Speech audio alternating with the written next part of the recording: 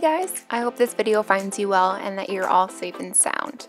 In this video, we're going to take a look at Qor watercolors. If you'd like to know more about this brand of paint, make sure to stick around. If you are a watercolor painter or simply a creative individual, please hit that subscribe button so you can check out all of my informational content.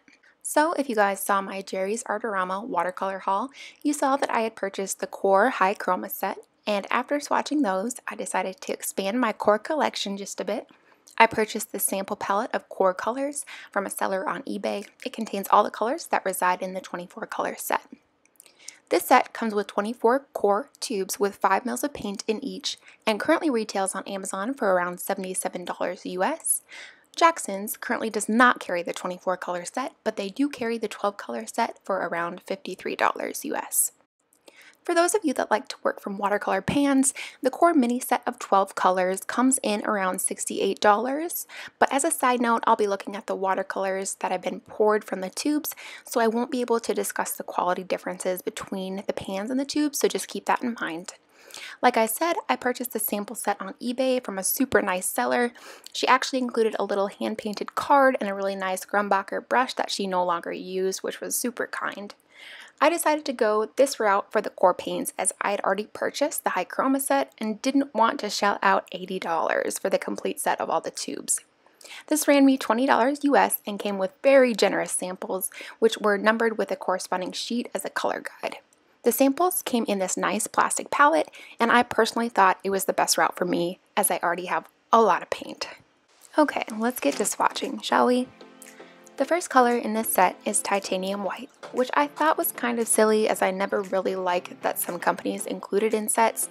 It's relatively cheap for watercolor companies to make and has very minimal use to most watercolorists as they can dilute the paint to the tinting strength that they want instead of adding white paint to a color in order to dull it. Initially, I was pretty meh about Titanium White, but given Qor's unique properties, I may have found a white watercolor with some use. More on that later. The white pigment is PW6. This one is Cadmium Yellow Primrose, which is PY35. It's a nice, bright yellow. I don't use bright yellows for a lot other than for mixing, and this one does its job well. That's about all I have to say about it.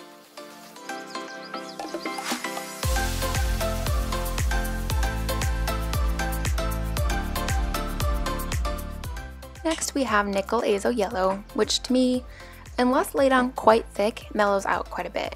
Don't get me wrong, these are incredibly vivid colors, but unless you have this one at the full tinting strength, it doesn't scream Nickel Azo. It kind of just looks like a nice warm yellow. Does anyone else feel like that? Now I have the Nickel Azo Yellow from Daniel Smith, and that one feels just a bit more right to me. Anyways, this one is PY150. Quinacridone Gold is up next on the list. Similarly to Daniel Smith's formulation, this one is composed of PO48 and PY150. They do also have a Quinacridone Gold Deep that comprises the single pigment PO48. I haven't tried that one yet, but it does look lovely. I don't have anything against this one, but I just have a special place in my heart for the Daniel Smith version.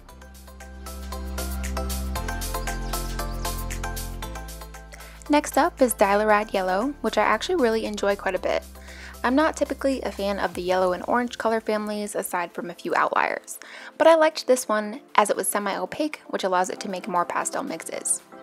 Now it is similar in hue to Golden from White Nights St. Petersburg, which we all know I didn't like. This one is better in a lot of ways. As mentioned, it's semi-opaque, which is beneficial for mixing.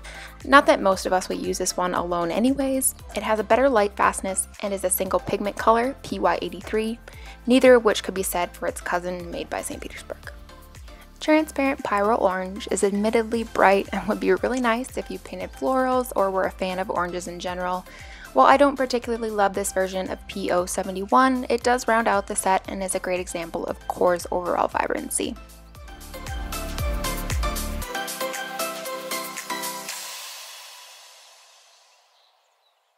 Cad Red Medium in PR108 leans cool and starts us out in our red shades.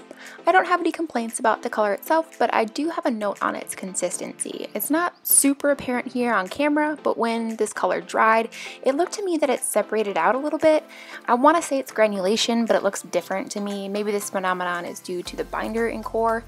The way the paint is settling into my cold press paper, or maybe it's just because it's a cadmium color. Anyways, I'm not entirely sure, but if you've seen this with any core colors, let me know in the comments. Next up, we have Permanent Alizarin Crimson, which is a bit pinker. It dried a bit less vibrant than I was expecting, but overall it seems to be a really nice version of PR 177. Maybe I just didn't lay it on quite thick enough.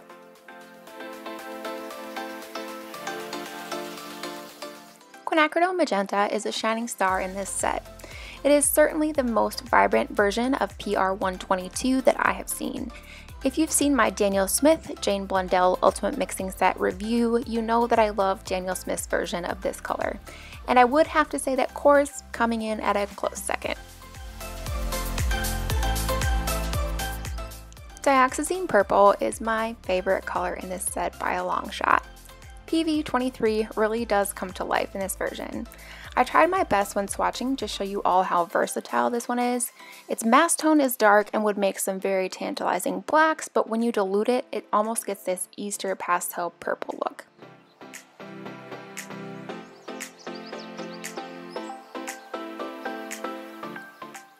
Ultramarine Blue in this set is pretty standard. I don't really have any complaints about it, but after working with it for a painting, I'll probably just stick to my favorite versions of PB29.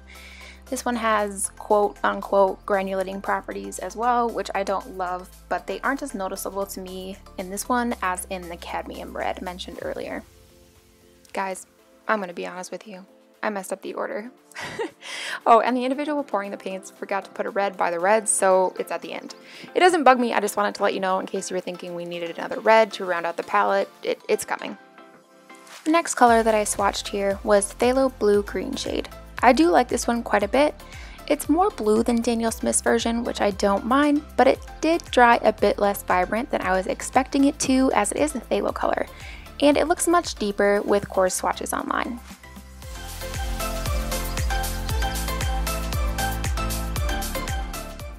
The next color that I swatched is Cobalt Teal, which is stunning. I actually have a tube of this one and a few others in this set, like I said before, due to my purchase of the High Chroma set a little while back, and I'm glad that this one is one that's included. I believe it's the only Cobalt Teal that I have tried, and it looks heavenly. This one is PG50. Of note, this one's granulation does look a bit more natural. As you'll see, it makes some very nice mixes. And here's the point in the video where I realized that I messed up on the order, so bear with me, guys.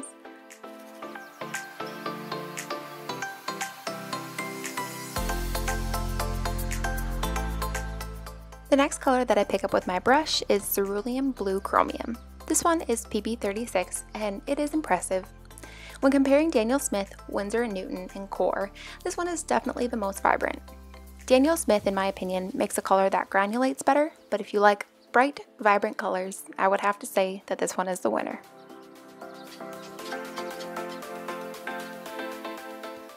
Next up we have Viridian Green, which is Core's version of PG18. I don't think that I have another version of this color either, which is nice. Core seems to include some colors that other brands don't include in their sets, which is kind of nice to spice things up and add some variety if you are a seasoned watercolor painter. I know Viridian isn't an uncommon color, but I just haven't seen it in many sets thus far. I am definitely a sucker for the next two colors, so just a warning before I gush over them. PG36, PR101, and PY150 come together in Core's version of Sap Green. This convenience green reminds me a lot of Daniel Smith's Cascade Green in its overall tone.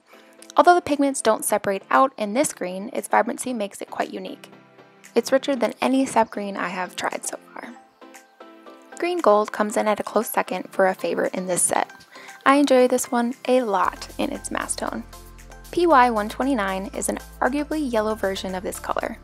Similar to Rich Green Gold by Daniel Smith, it honestly just radiates vibrancy. Some artists rave about quinacridone gold and how it brings light and life to their work, and I get the same wonderstruck feeling every time I swatch or use this. I will say that I love all green golds I have seen, but this one is definitely the most lively.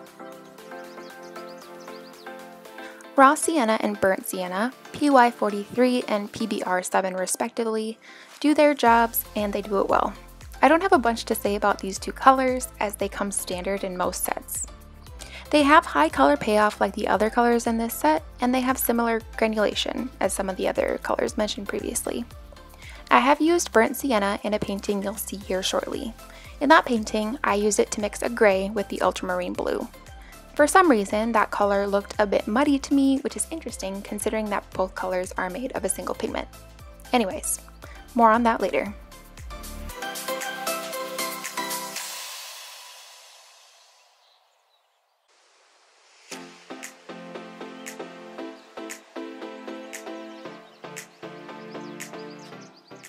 Raw Umber is PBR 7 in this set, and it's a nice cool brown that seems to round out an abundance of warm brown shades.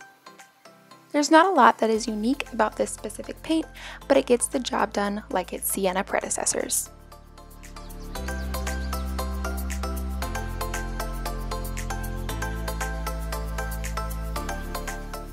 Van Dyke Brown is a nice shade that I used a lot in the painting that I used to explore these watercolors.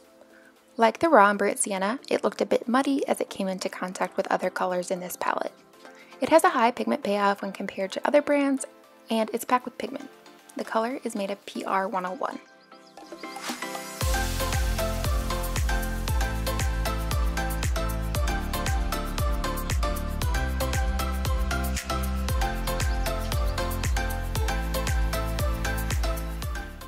Payne's Gray in this set is made of PB 15-3, PBK7, and PB19. Although pretty standard, it may be my favorite Payne's Gray thus far simply due to its richness of color. I can achieve very deep, almost black colors and can work my way to very transparent layers of bluish gray. It's standard, but very appealing as a convenience color.